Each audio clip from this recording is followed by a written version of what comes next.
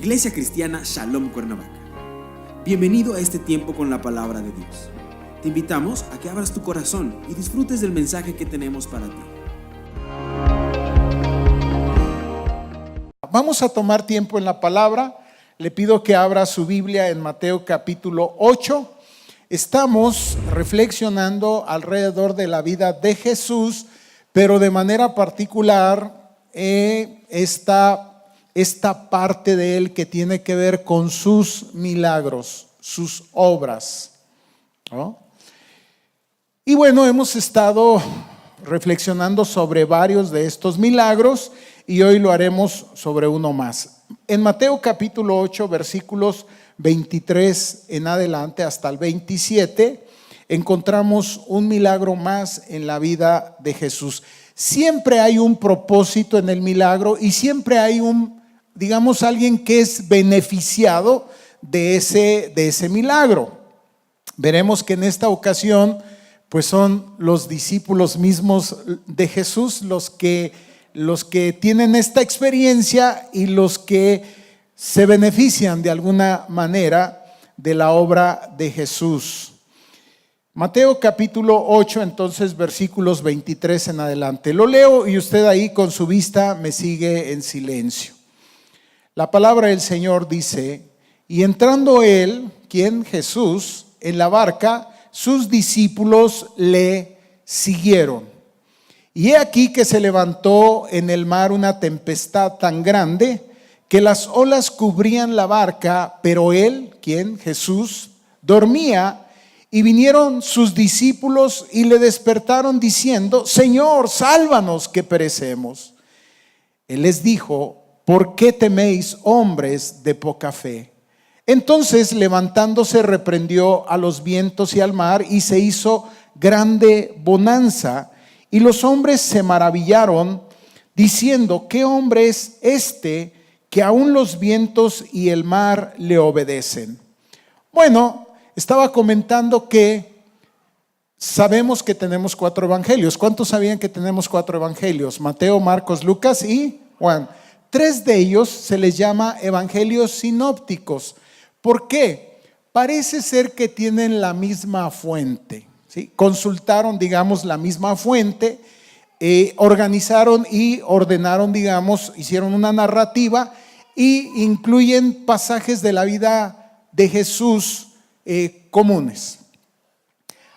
Este pasaje está tanto en Marcos como en Lucas. Entonces, en Marcos capítulo 4, versículo 35, este mismo pasaje lo narra ahora Marcos y presenta algunas variantes que yo las quiero señalar porque creo que nos van a ayudar a entender mejor pues esto.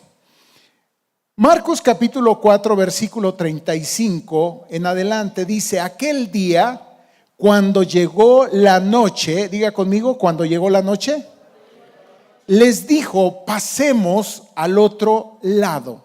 Es decir, que presenta además, hay una instrucción de parte de Jesús: pasemos al otro lado. Y despidiendo a la multitud, le tomaron como estaba en la barca, y había también con él otras barcas. Pero se levantó una gran tempestad de viento y echaba las olas en la barca de tal manera que ya se anegaba. Y él estaba en la popa durmiendo sobre un cabezal, y le despertaron y le dijeron: Maestro, ¿no tienes cuidado que perecemos? Y levantándose reprendió al viento y dijo al mar: calla, enmudece. Y cesó el viento y se hizo grande bonanza. Y les dijo: ¿por qué estáis así amedrentados? ¿Cómo no tenéis fe?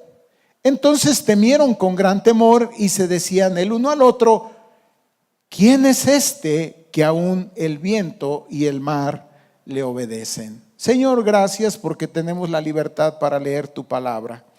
Gracias, Señor, porque podemos reflexionar en ella. Pero reconocemos que necesitamos la presencia de tu Espíritu Santo para que ilumine nuestras mentes.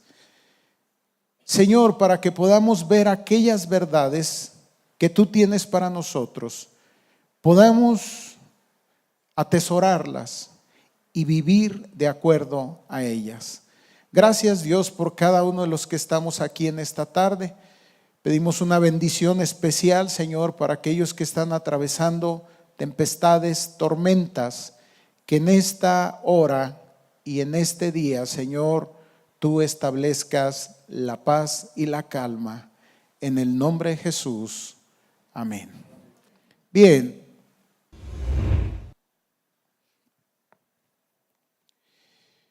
Vamos a tomar como referencia a Mateo y solamente voy a estar señalando algunos aspectos de Marcos que también lo hemos leído. Miren, vamos a hacer algo, vamos a tratar de subir con los discípulos a la barca en la cual Jesús ha dicho que vayan del otro lado, van a atravesar el mar de Galilea. Y entonces vamos a tratar de entender un poquito qué es lo que está ocurriendo aquí. Si tomamos como base Mateo y vamos unos capítulos atrás, nos damos cuenta que a partir del capítulo 5, Jesús sube a la montaña y entonces ahí encontramos lo que llamamos el sermón del monte o el sermón de la montaña. Ahí es donde Jesús hace grandes declaraciones. Ahí es donde nosotros escuchamos a Jesús decir a la gente y particularmente a sus discípulos: busquen primero el reino de Dios y su justicia y todas las demás cosas les van a ser añadidas. Y ahí están los primeros discípulos embelesados con Jesús, escuchándolo hablar estas enseñanzas, esta doctrina que dista mucho de las enseñanzas de los escribas, de los fariseos, y ahí es donde la gente empieza a decir: hay algo especial en este hombre. Decía que a mí me habría encantado escuchar hablar a Jesús. Estoy seguro que el discurso de Jesús, el tono de Jesús, lo que Jesús dice es algo que atrae a las multitudes, y entonces la gente empieza a hacer este tipo de declaraciones. Este es un hombre que cuando habla con autoridad y no como los escribas. Sus discípulos le escuchan. Capítulo 5, capítulo 6, capítulo 7, y en el capítulo 8 comienza, digamos, otra etapa. Dice: cuando descendió Jesús del monte, le seguía mucha gente. Y ahí están los discípulos con Jesús. Entonces, allá en la montaña, Jesús ha mostrado a través de su predicación, a través de su mensaje, ha mostrado su autoridad. Es un hombre distinto. Baja de la montaña y entonces empiezan a ocurrir cosas que sorprenden aún más a la gente y particularmente a sus discípulos, a los que le están siguiendo. Es así que en el capítulo 8 vemos que Jesús desciende y se encuentra con un leproso y lo sana. Imagínense a los discípulos viendo esto. Adelante, un centurión se acerca a Jesús y le pide que sane a su siervo. Jesús se dispone para ir y sanar al siervo de este centurión, y el centurión le dice: no vayas, por favor, no es necesario. Yo soy un hombre que tiene autoridad y está puesto bajo autoridad. Y sé cómo funciona esto. Basta que tú digas una palabra y las cosas se hacen. Y dice que Jesús se queda sorprendido respecto de la fe de este hombre. Jesús dice: como has dicho y como has creído te sea hecho. Y en aquel momento el siervo de este centurión sana. Y ahí están aquellos primeros discípulos viendo todo esto. Jesús es invitado a la casa de Pedro. Su suegra está enferma, con fiebre. Jesús se acerca, la toca, la sana, se levanta la suegra de Pedro y comienza, dice la escritura, a servirle. Y los discípulos están embelesados con todo esto. Jesús se dirige a la parte de la playa. La gente sigue llegando, hay gente que se acerca, hay gente que se ofrece para seguir a Jesús. Hay un hombre que se acerca y le dice: maestro, te voy a seguir. ¿No? Y les dice Jesús: no, esto no funciona así, porque miren, las zorras tienen guaridas, las aves tienen nidos, pero el Hijo del Hombre no tiene dónde recostar su cabeza. Y bueno, aquel hombre pues quizás al sentir aquello un poco más inseguro, tal vez se aleja. Otro se acerca y le propone a Jesús, le dice: maestro, yo te voy a seguir, nada más deja que muera mi padre, que yo lo entierre y luego me vengo aquí contigo. Y le dice Jesús: deja que los muertos entierren a sus muertos, tú ven y sígueme. Hay muchas cosas que están pasando alrededor de esto. De repente leímos en Marco que Jesús dice: necesitamos pasar y necesitamos cruzar el mar, ir del otro lado a la región de Gadara. Los que han leído el Evangelio saben lo que espera allá. Ahora bien, una de las cosas que nosotros creemos, que la Biblia da testimonio, es que Jesús es plenamente Dios y es plenamente hombre. Sé que esto nos cuesta trabajo entenderlo. Este es el gran misterio de la encarnación. Es decir, Jesús integra estas dos realidades, la realidad humana y la realidad espiritual en su persona. Por eso decimos que el Verbo se ha encarnado.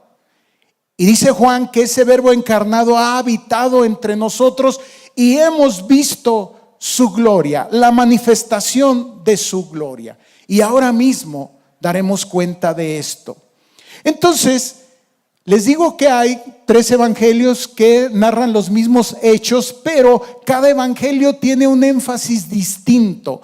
En el caso de Mateo, Mateo parece ser que escribe a los judíos, está pensando en el pueblo judío, y una de las cosas que quiere mostrar a través de su evangelio es que Jesús es el Mesías, que Jesús es el Señor. Diga conmigo: Jesús es el Señor. Y ahora veremos lo que eso implica. ¿Qué es que Jesús sea Señor? Por eso estos hombres dirán: ¿quién es este? ¿Quién es este? Y lo que Mateo tratará de respondernos en su evangelio es: Jesús es el Señor. Y entonces nos preguntamos: ¿el Señor de qué? Y tenemos que respondernos: el Señor de todo. Y nos lo viene demostrando. A Jesús no solamente se le ha dado autoridad, sino también poder. De otra manera no sería Señor. En el concepto del tiempo de Jesús esto es muy claro. La palabra para Señor es kurios. Y en otro momento ya lo he explicado aquí. Había otro Señor, para los romanos había otro Señor, y ese Señor era César. Y César tenía el dominio, el poder y la autoridad sobre todo el imperio. Ahora Jesús tiene el dominio, el poder y la autoridad ¿sobre qué? Sobre todo, sobre cualquier imperio. Y entonces es por eso que Él puede, con ese dominio, ese poder y esa autoridad, puede declarar sanidad sobre las personas. Y ellos están asombrados de esto que está ocurriendo. Pero ahora mismo Mateo nos va a mostrar que Jesús no solamente tiene poder y autoridad sobre la enfermedad, sino tiene poder y autoridad sobre la naturaleza, sobre todo lo creado. Él es el Señor. Esta es la clave. Y Jesús quiere que sus discípulos conozcan, entiendan esto, y los lleva a una experiencia. Ahora bien, siendo Jesús Dios encarnado, una de las atributos de Dios es la omnisciencia. ¿Sabían eso? ¿Qué quiere decir? Que Dios todo lo sabe, conoce todas las cosas. Por eso es que la Escritura dice que Jesús no tenía necesidad que nadie le diera testimonio de lo que hay en el hombre, porque Él conoce lo que está en el hombre. Entonces, déjeme adelantarme un poco y déjeme poner en la mesa que probablemente sí, Jesús sabía lo que iba a enfrentar. Jesús sabía hacia dónde se dirigía. Había una tormenta por delante, porque después de esa tormenta vendría algo tremendo. Que no solamente Jesús tiene poder y autoridad y dominio sobre la enfermedad, no solamente tiene poder y dominio sobre la naturaleza, sino que nos mostrará que aún Jesús tiene poder y dominio sobre los demonios. Del otro lado, en la región de Gadara, Jesús se enfrentará al endemoniado gadareno y los demonios se le sujetarán a Cristo. Entonces Mateo quiere presentarnos justamente esto.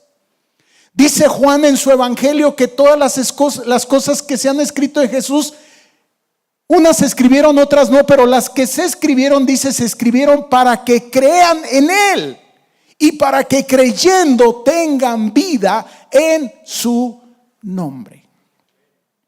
¿Qué quiere decir? Que la intención de lo que está acá es que seamos impactados y que nuestra fe se avive, cobre fuerza y entonces confiemos en aquel en quien hemos creído. ¿Qué es quién? El Señor.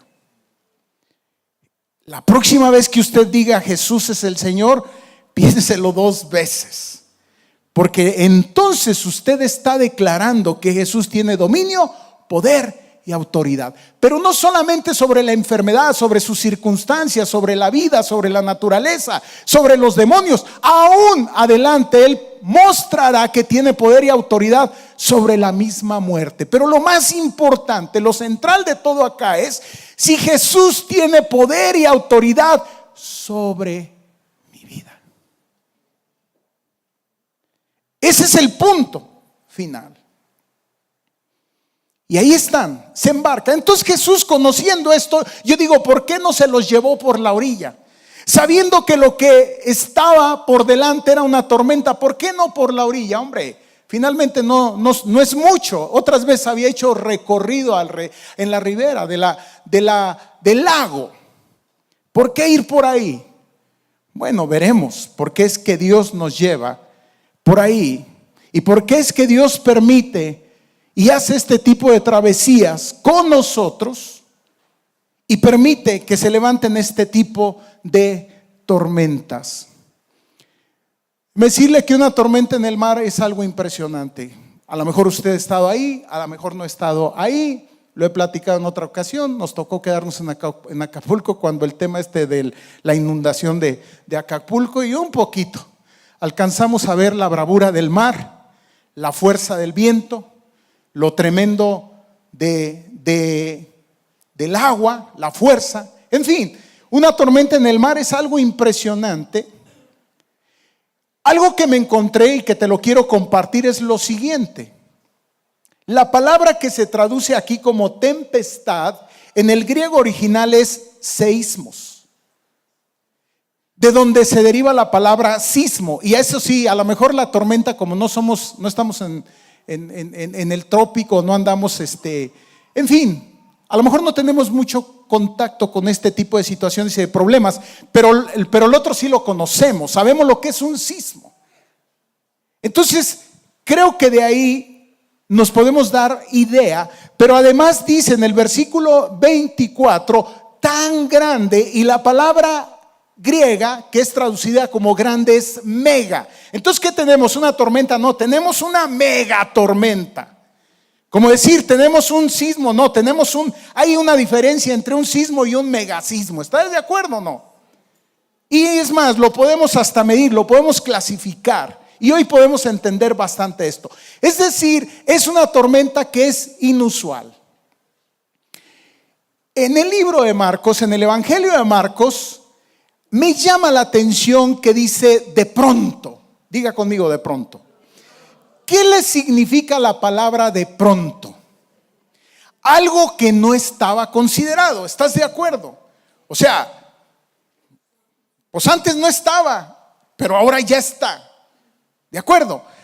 Déjeme decirle que al escritor que estuve leyendo, al comentarista, dice que a él le tocó estar ahí en el mar de Galilea y que esto realmente ocurre. Las condiciones climatológicas, ambientales, en fin, todo alrededor de ese lugar se da para que se presenten este tipo de situaciones. Empieza a soplar un viento, dice, al rato aquello, olvídate, es terrible. Entonces sí, ocurre en esa región. Algo que no estaba considerado, algo que no estaba contemplado, ya está, ocurrió. Ahí está esta situación. Entonces podemos entender la magnitud de aquella tormenta, la cual de manera súbita se había presentado. De tal suerte que Mateo nos dice que las olas cubrían la barca. Imagínesela. No piense en el Titanic. No. Barcas, pescadores, ¿no? Bueno, pero arriba de lo que sea, nadie quiere estar en una tormenta de esto. Las olas cubrían la barca. Y Marcos y Lucas nos dicen que parecía que la barca se hundía. Esta era la situación, esta era la condición. Ahora déjame decirte, ¿qué haces ante una situación así?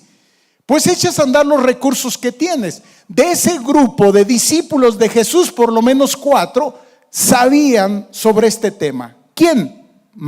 Pedro, Jacobo, Juan y Andrés. Eran discípulos de Jesús y sabemos que ellos eran pescadores. Sabían de este tipo de asuntos, pero ya dijimos, esta tormenta es inusual. Queremos pensar entonces que ellos echaron a andar sus habilidades, sus capacidades, sus recursos, y esto es normal.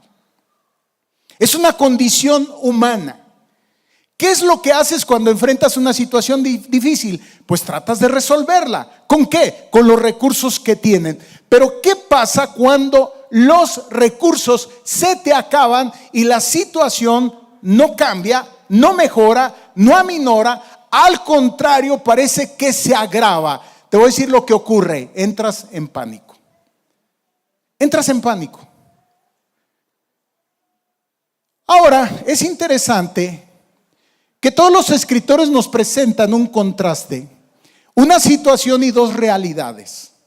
Una realidad con los discípulos que literalmente están paniqueados, pero del otro lado nos presentan a Jesús como durmiendo.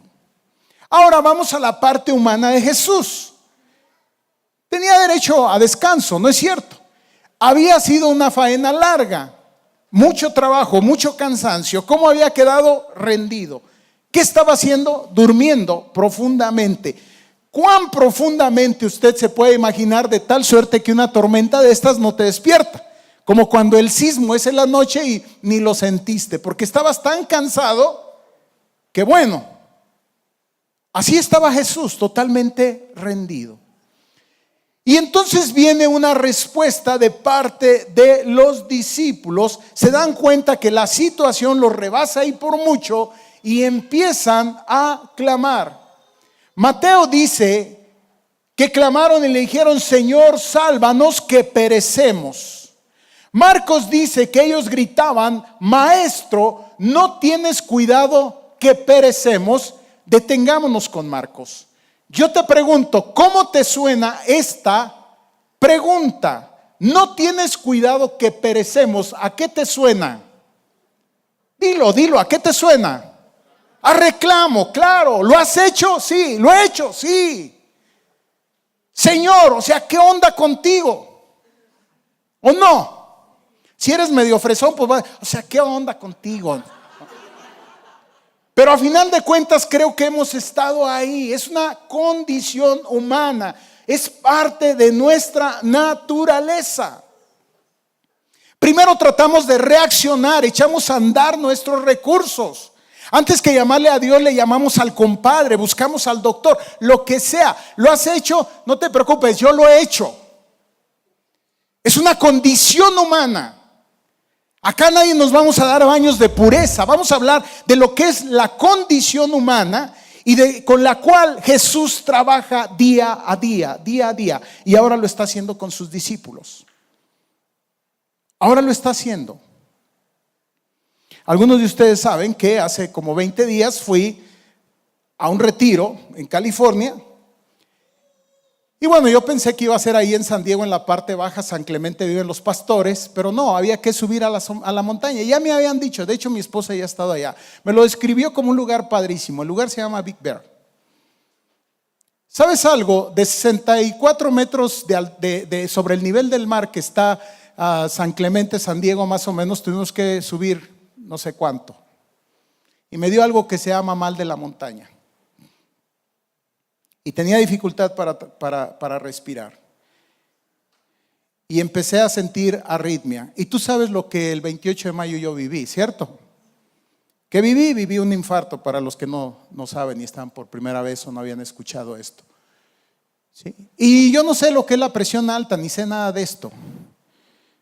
¿Hay alguien acá que tiene la presión alta? Levanta la mano. No, pues Dani. Yo le dije a Dani, ahora sí te entiendo allá. Voy a orar por ustedes para que es horrible esto. ¿Sabe lo que yo creí? Yo lo que creí es que me iba a volver a dar el infarto. ¿Y tú crees que dije, sí Señor, oh sí, gloria a Cristo, amén, aleluya, Padre Santo? ¿Y tú crees que clamé? No, ¿sabes a quién fue el primero que busqué? ¿A quién crees? Al cardiólogo. Sí, claro. Es condición humana. Está en nuestra naturaleza. La dimensión espiritual es algo en lo cual vamos creciendo, vamos madurando. Y creo que Jesús nos lleva en medio de estas experiencias para crecer en ellas. Sí, claro, la playa es más segura. Sí, no te preocupes. Hay gente que se queda en la playa y desde ahí contempla. Hey, cuidado, Pero hay gente que se atreve a ir con Jesús. Hay gente, discípulos, dice sus discípulos le siguieron. Y sabemos que es otra de las cosas que enfatiza Mateo. El seguimiento a Jesús, las implicaciones de seguir a Jesús. Por eso es que unos dijeron, iré contigo. Y dijo, no están listos para eso. Ustedes son playeros todavía. Adelante Marcos dirá que iban otras barcas. Y algo que yo reflexionaba con los hermanos en las anteriores reuniones, les decía, imagínense, los que iban con Jesús, lo que vivieron, por los que no llevaban a Jesús ahí, lo que experimentaron, hace una diferencia que Jesús esté ahí a que no esté. Ten la seguridad de eso. Hace una diferencia. Entonces este reclamo es muy natural, es muy humano. No te apresures a juzgar a alguien que tiene esta respuesta, esta reacción por vida tuya. No, porque no sabe la tormenta que te espera. Y no pudiera ser, o pudiera ser que tú reaccionaras igual. ¿Qué ocurre? El orden de los factores no altera el producto. Acá dice Mateo que primero, antes de hacer lo que hizo, de levantar y de reprender, le voltea y les dice, ¿qué pasó, chavos, con ustedes? No. Me llama la atención que Mateo no les dice que no tienen fe, les dice su fe es que poca. Y ese es uno de los puntos, que Jesús quiere llevarnos a un crecimiento en nuestra fe y ni modo, la única manera es en las travesías. Ni modo, desde la playa va a estar difícil que la fe crezca. Buscando lo seguro va a estar difícil que la fe crezca. Muy difícil. Teorizaremos bastante, conoceremos mucho, veremos cómo otros son sanados, el leproso sanado, limpiado, qué sé yo. Pero Dios nos lleva a experiencias personales. La clase teórica había terminado, la parte práctica estaba por delante y a punto de vivirla. Tremendo, se levanta, y esa es la parte que te digo, el Jesús es Señor. Yo sé, te revienta la cabeza esto, pero lo creo. Se levanta, se dirige al mar, al viento y le habla, calla, enmudece. Y ocurre la bonanza. Cuando estaba temblando yo le decía, ya, y no pasaba nada. No dejaba de moverse. Imagínate el poder, la autoridad y el dominio de tu Dios. Y los discípulos hicieron, ¿quién es este? Ahora, ¿cuál es la aplicación? Y voy rápido aquí. Nuestra vida es una travesía en el mar del mundo, ¿cierto? Problemas y sinsabores. Ahora mismo quizás estamos enfrentando situaciones adversas que nos impulsan muchas veces a abandonar nuestra fe. Es cierto, tenemos que ser honestos con nosotros mismos. Primeramente con Dios. Nos debilitan. Y a lo mejor exclamar, Como leemos aquí, Dios, ¿qué acaso no tienes cuidado? ¿No tomas cuidado por mí en medio de esta situación? Creo que la experiencia de los discípulos de alguna manera es nuestra experiencia.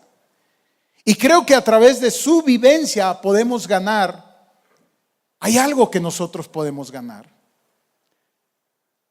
En forma de pregunta, ¿cuándo es que llegan las tempestades entonces a nuestra vida? Dice Marcos, cuando llegó la noche. Di conmigo, cuando llegó la noche. Mira, la noche en un sentido espiritual nos indica un estado de problemas, tribulaciones y angustias.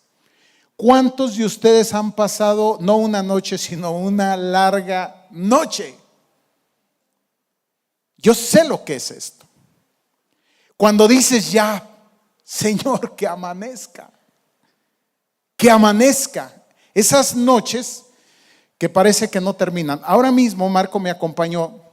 Él puede dar mejor que yo el testimonio y sí hablarles de la vulnerabilidad de su pastor, de este que les habla. Sí, esperando que amanezca. Esperando que amanezca. Déjame decirte algo. Amanecerá. Amanecerá. Nada es para siempre. Cuando llega la noche, cuando comienzan a entrar las olas en nuestra embarcación y cuando comenzamos a hundirnos. Yo les decía a los hermanos que miren, pasamos gran parte de nuestra vida construyendo embarcaciones seguras.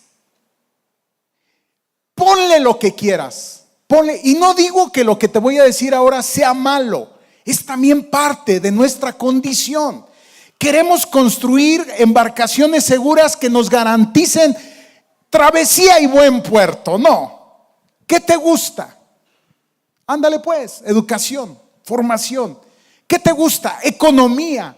¿Qué te gusta? Business, negocio, matrimonio, familia, lo que quieras. Pasamos tanto tiempo construyéndolo que no damos crédito que eso que construimos sea tan vulnerable ante las olas, ante las tempestades, ante los vientos, que lo hacen ver como algo que inútil. Pasaste tanto tiempo invirtiendo, tu vida la invertiste ahí y de repente descubres que no es lo suficientemente fuerte para soportar la tempestad. ¿Qué haces? Te paniqueas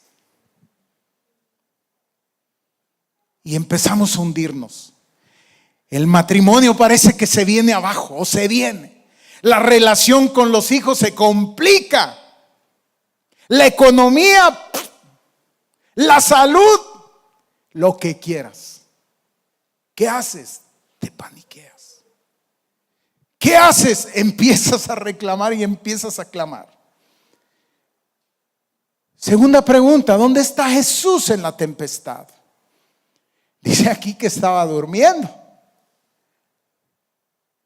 Bueno, sí, cansado. Y sí, es cierto también. Antes que clamar a Jesús, echamos a andar nuestros recursos. Natural, te lo dije. Natural. Echamos a andar nuestros recursos. Le hablas a tu compadre, compadrina, hay que ser, échame la mano, hombre. Lo que sea. Tenemos que aceptarlo, tenemos que reconocerlo. Ok, confiésome. Te decía, sí, desde allá buscando al cardiólogo. Tú no sé desde dónde, cada quien, antes de que me critique, cada uno analícese. Cada uno, o sea, aceptemos que ponemos nuestra confianza en los barcos que nos hemos construido. Y creemos que ahí está nuestra salvación. Sálvanos que perecemos. Necesitamos salvación. ¿Quién es el único que puede venir a salvarnos? Jesús. ¿Acaso Él no va con nosotros? ¿Acaso Él no hizo esa declaración? Pasemos del otro lado. ¿Qué nos ha dicho respecto de nuestra vida? Por eso es tan importante que escuchemos a Jesús, que escuchemos al Señor. Su instrucción, su encomienda. Él va con nosotros. ¿Qué hay del otro lado? Esa es la noche, esa es la tempestad. Pero ¿sabe lo que hay del otro lado? Del otro lado hay el día, la victoria. Él dijo: en el mundo tendréis aflicción, pero confíen, yo he vencido. ¿Quién? Al mundo, yo lo he vencido. ¿Cómo nos ayuda Jesús en la tempestad? Bueno, vamos y acudimos a Él. Siempre estuvo ahí. No me digas que no. ¿Pudieron haberlo despertado antes? Sí. ¿No lo hicieron? Está bueno. ¿Lo buscaron antes? No. Así somos, ni modo. Pero ya fuimos, ya clamamos, ya lo estamos buscando, ya estamos confiando nuestra vida a Él. Ya estamos diciendo que no es la barca lo que nos da la seguridad, sino es quién está en la barca. Eso es lo que realmente nos da la seguridad. ¿Y qué hace Jesús? Reprende al viento, a la tempestad, aquieta el mar. Y ¿sabes algo? Produce paz. Es un tiempo de zozobra, es un tiempo de gran inquietud. ¿Se va a poder resolver? ¿No se va a resolver? ¿Qué es lo que me espera? ¿Se va a poner peor? Cuando pones tus cosas, tus situaciones, no te lo puedo explicar, pero estoy seguro que aquí hay muchos que lo han vivido. Empiezas a experimentar una paz que no está generada por ti. No es autoconfianza, no es que le estás creyendo a lo que has construido, es que estás poniendo tu vida en las manos del Señor. Finalmente llegaron. Ciertamente Él les dijo: ¿por qué teméis, hombres de qué? De poca fe. ¿Es un reproche? ¿Lo quieres ver así? Yo digo que es una invitación a medir nuestra fe, no desde la playa. Va a estar muy difícil que midas tu fe desde la playa. Medir nuestra fe en medio de las tormentas. Ahí es donde nuestra fe es forjada, es probada. Y creo que por eso el Señor nos permite muchas veces atravesar esas tormentas. ¿Qué situación estás pasando hoy día? ¿Te has desanimado? Te digo esto: Jesús está en tu barca. Si tú le has invitado, si tú estás haciendo travesía con Él. Inclina tu rostro, cierra tus ojos y oremos al Señor. Padre, en esta hora delante de ti estamos. Te alabamos, te bendecimos, Señor, por tu gracia, tu amor, tu misericordia que has tenido para nosotros. Gracias, Jesús, porque nos has invitado, nos has llamado para ser parte de tu reino. Gracias, Señor, porque nos hemos embarcado contigo en una travesía. Un día estaremos del otro lado y reconoceremos que paso a paso, durante todo el trayecto, en medio de las tempestades, de las noches más oscuras, tú siempre, Señor, has estado conmigo. Dios, gracias.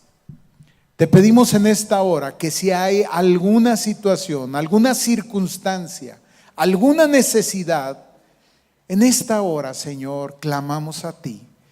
Perdónanos si hemos buscado otros recursos, si hemos apelado, Señor, a otras fuentes. sabiendo que la única fuente de vida, de bendición y de victoria eres tú. Por eso, Señor, todo lo ponemos delante de ti. Te pedimos, Jesús, que nos lleves a puerto seguro. Si hay alguien aquí en esta tarde que no tiene esta confianza, porque no ha puesto su vida en manos de Jesús, que en esta hora lo haga. Invita a Jesús para que suba a tu barca, para que sea Él quien conduzca esta travesía, para que sea Él el que aquiete esas tormentas, esos vientos.